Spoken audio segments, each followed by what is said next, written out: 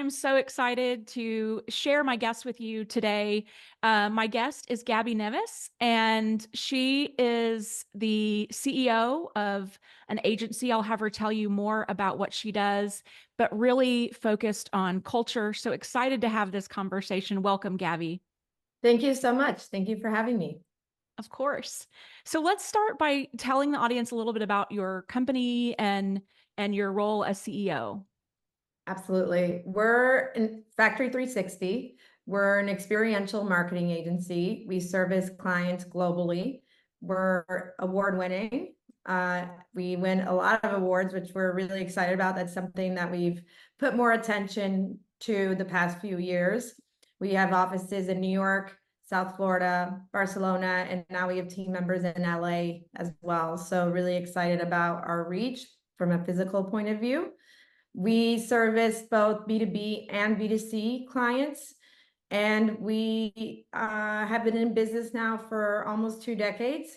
So Wow. excited for what's to come as it relates to experiential and the future of experiential. We think it's an exciting place to be. Awesome. That's incredible. And are you a founder? Sure. There's two owners, myself and my business partner, Michael Fernandez, and we own the agency 50/50. Okay, awesome. And how many employees do y'all have? So we're around 40, 45 employees.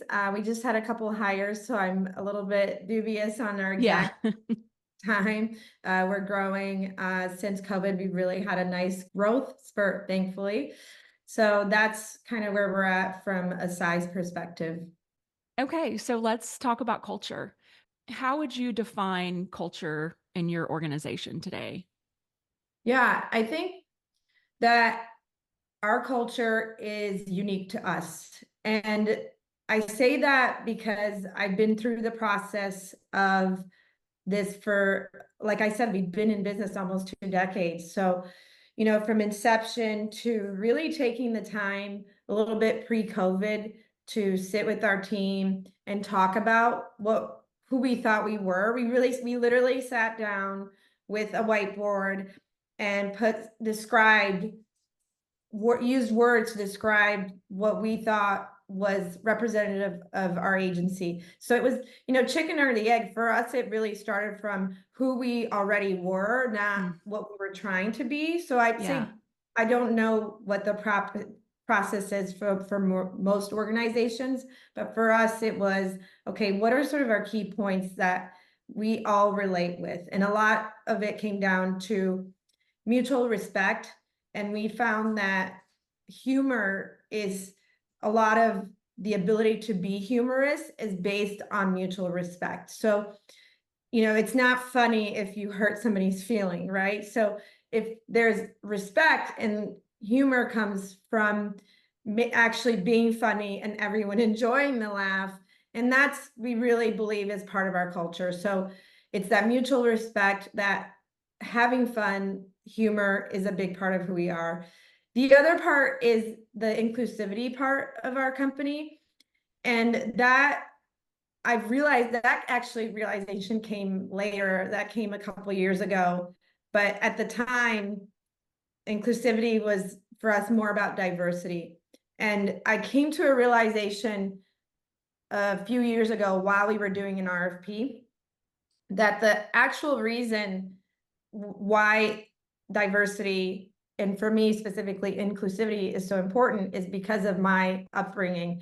When I was 9, my dad was transferred from Brazil to Michigan. When I was 16, they were transferred again to Mexico. And then during college, I went back to Michigan. And basically, I was always the new kid. So I would walk in dressing in the wrong clothes, trying to make new friends, didn't know the language potentially.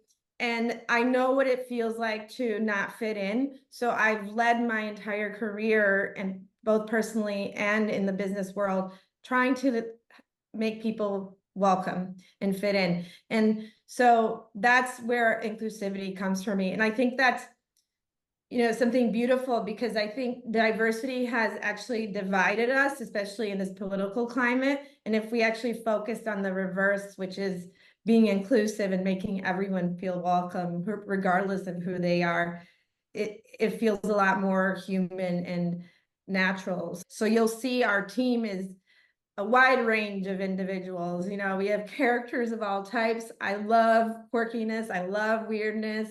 You know, I love people's different opinions. I think that's what makes the world exciting. And that's what we are at Factory 360. And then lastly, we all are passionate about the work. We are all passionate about experiential. So there's never a question of, I don't want to do this, or this isn't inspiring. Everyone at the agency is passionate about experiential, and that drives excellence in our work. So I'd say those are our pillars. And it's interesting because a lot of times you'll see companies use words. They'll say 3 words that are who they are. And I think it's so much more complicated than 3 words, right? Yes. So I think that's an interesting dynamic for me, is that culture for us doesn't necessarily have to boil down to 3, to like, it can be a story, right? It can be Yes. a sentence. Yeah, absolutely. And the way that you have just articulated those pillars is beautiful, and it doesn't feel like it was crafted. I mean, it doesn't feel rehearsed. It feels like that's naturally the way that you guys operate. And especially as one of the leaders, I know that it's important that you're embodying these things, right? And it's clear that you just spoke from your heart, that you really do feel these things, and you're probably living these values out in the organization for the employees to see. But are there any tangible things that you guys do to ensure that everybody knows that this is the way that you operate within your organization? Yeah, that's a great question. I think, first and foremost, when we have new employees, the team makes a point to set up a phone call. I mean, we have offices, kind of all over, and we have some team members. I'd say probably 50% of our team is remote. So going out of the way to set up a phone call to welcome them. We have and I know that sounds so simple, but that also goes back to, and I was having a conversation with a few executives the other day and talking about remote work. And I was saying how what remote work took out is the ability to be spontaneous.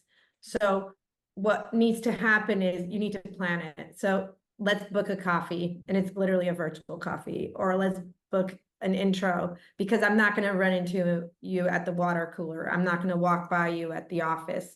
So those are things that need to be planned. The other thing we do is we have a weekly WIP. So it's an internal weekly meeting, and we take everyone through birthdays. We take them through events that we have coming up. We're all passionate about sustainability. So there's a sustainability page where we talk, the person that's running the WIP that week talks about what they're seeing new as it relates to sustainability, and then like what there is to do in the market they're in, to kind of give ideas about events and cultural happenings that our team can take a part of. And then lastly, it's the way we engage with each other. So our commitment to working together, being collaborative, when there are issues, it's a team issue. It's not an individual issue. So everyone comes in to help because they know it's reflective of the team and not just an individual. So that part is how we operate as individuals. And, when we're interviewing new candidates, we talk a lot about those things, and we make a point to say, this is who we are. And these types of people enjoy working at our agency at Factory 360. So those are some of the things. And then we do a factory day. We're just scheduling our factory day for the year, where we all get together. We hang out, we do fun activities. I can't say what we're doing this time because it's a surprise, but in the past we've done comedy, we've done improv together, we've done volunteer work together. So it just depends on, what the team plans. So those are a few of the ways that we operate and implement culture at the agency. And on this factory day, are y'all bringing everybody together in person? Yes, it's in person. Awesome. Oh, that's exciting. Cool. Yeah. So, and I don't know if you guys are, I mean, if you're in growth mode, or I'm sure every organization wants to continue to grow and evolve. So, would you say that your culture is set up for growth? Yes. So we're in a place right now of growth, especially coming out of COVID. I think this year is probably the most headcount that we've increased since COVID. I mean, experientials was particularly impacted because we're events and it was illegal to do what we do for a couple of years. And I feel great about growth because we have our culture, our foundation in place. So everyone believes and operates by the basis of who we are and what is important to us as humans. So people that no longer work at the agency from the past. I mean, we've been, I wish we still had everyone that we had from the beginning, but they always say that the best people they ever worked with were at our agency because we just really nail that part of finding the right people that fit into, and I don't like the word fit in, but that appreciate our culture. Mm-hmm. Yeah. And so, what do you see as your role in building or maintaining culture as the CEO? I think it's fundamental. I think because you can talk, but if you're not behaving the way that you've put on paper and that you've shared, people are quick to notice that. And I think how I use culture every day to impact what we do is by talking about it when it makes sense, right? So we operate when we're pitching clients, when I'm talking to the team, we're solution oriented. So if a problem arises, again, we come together, we're one team. There's no ego. So I think that all plays into respect, in my opinion. Again, about Mm-hmm. it's, I think there's fundamental things that it rolls up into that one pillar. Mm-hmm. So the one team, no ego, all that I think is respect. I tell team members and you'll see me at an event, I'll walk around and I'll pick up trash. And, if I see something, I'm like, oh God, so and no one is above anything. And we all operate for the team. I don't point at someone and say, can you go get that trash? Like I go and do it myself, right? Anyone on the team if they're walking through, to be aware and want it to be the best that it can. So I think it's fundamental that it's top down, but it also obviously has to be bottom up. So that's where the recruitment part, the vetting, and really making sure that people in the interview process, onboarding, understand what it is we stand for so that it's not a surprise when they come into the agency and it's something that that it excites them and that they feel they'll grow and be better professionals within that environment. And do you feel like those pillars, so they're reflective into the employees, but do you feel like customers also experience that same, so that it's the same externally as it is internally? Absolutely. I think that's our secret sauce is our people. And we love to have a great time. And so clients love working with us. They say we're not corporate, we're actual human beings, we're transparent, which goes back to respect. We're humorous. We like to have fun. That really transcends on calls and just experiences they have with our team. I'm curious too, like, have you had any challenges with culture or, creating a culture? Yeah, I think I don't know. I mean, I'd ask you when do you think culture was started to get talked about? What like from your 15 years ago, when do you think it really became like a thing?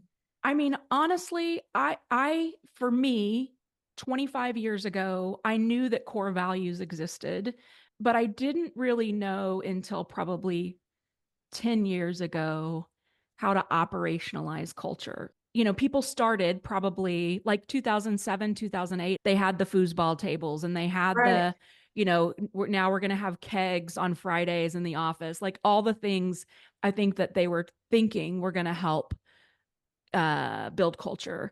And I think probably, 5 or 10 years after that, organizations started realizing it wasn't, people were still leaving the company and they were spending money on something that wasn't really holding the employee, engaging them. And right. so that's a good question. I think probably you're right. Really, within the last 15 years, maybe, have we started talking more about employee engagement for retention and tying it all together for a cult to create a culture. Yeah, and I feel like that was around the time where they would put the words on the in the lobby. And there was a lot of, you named an example, there were a lot of mishap, like you would hear about it in the news and the Yes. joke it became. So my struggle was more, well, it sounds so cliche. Mhm. And at the time, it was actually my employees who were like, we really need to nail this down. And I was like, oh, like, I don't want to be a cliche. Like, it's such BS. They were right. It wasn't overnight, but I think it should evolve. Like, I think it should, Yes. that's one thing I don't think people talk a lot of enough about. I don't think you should stray. I think you should evolve. Those are two very different Yeah.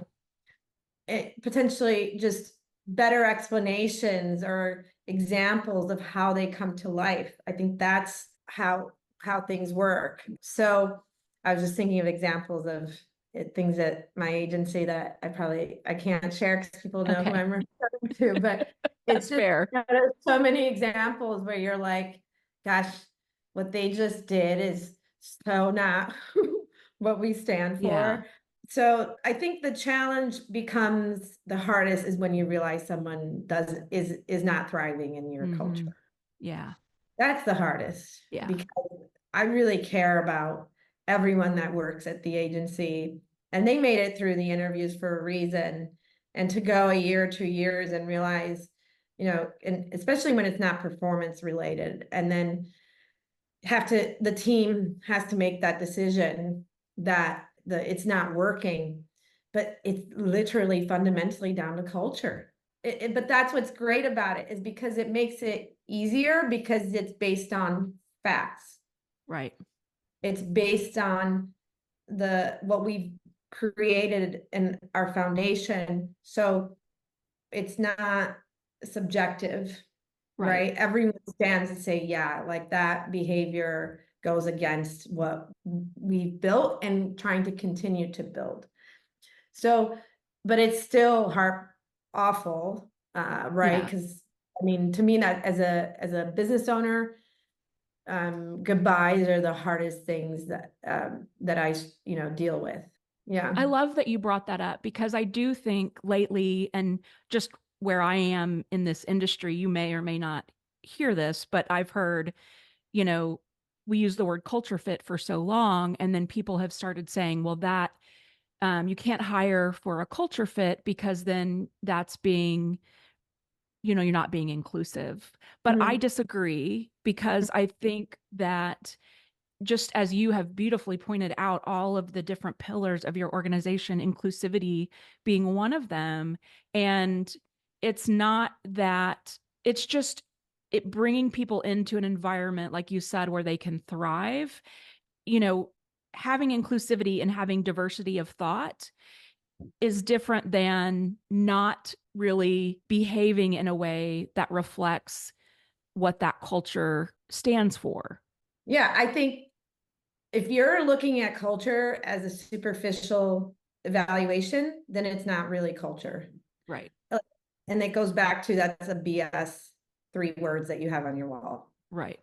Yeah. So culture it's your compass, right? So, Yes. so it's a business tool. And yeah, you can't discriminate or like say you're not funny or you're Right. not. But I do think if you're not, but it goes back to being respectful. If you're not respectful, I do think that's grounds for termination Yes. Yeah. potentially on so many levels. Yeah, I think if you're looking at culture as a superficial way, in a superficial way, then it's already kind of a worthless endeavor. So well said. Yeah. Gabby, these have been great insights. Anything else that you would add before we wrap up? No, I mean, I just thank you again. I think that for us, it's being authentic. So that was important, like in creating who we are and continuing to be who we are. So, and I think it helps that we're marketers because we're telling stories every day. So Yes. that's part of the culture is like storytelling, who we are, who we were, who we are today, where are we going, what does that evolution look like? So we do have a little bit of a leg up there as it relates to being storytellers and marketers, but I think that culture for us, and that's why I was excited to chat with you about this, has really benefited us from a business perspective. And I'm glad those employees told me to do the exercise when they did, and that I agreed to do it. Wonderful. Well, speaking of the work you do, where can people find you if they want to find out more about your company and the work that you do? Awesome. So we're on Instagram. Our handle is at Factory 360. And then obviously old school. We have a website and it's factory360.com. So, and obviously on LinkedIn, you can find me. My name is Gabriela Neves, Gabriela. Last name Nancy Edward Victor Edward Sam Neves. So that's where you can find us. Awesome. And I'll put all that in the show notes so listeners can find you. Thank you so much for agreeing to come on. It's been such a great conversation, Gabby. Thank you. Thank you.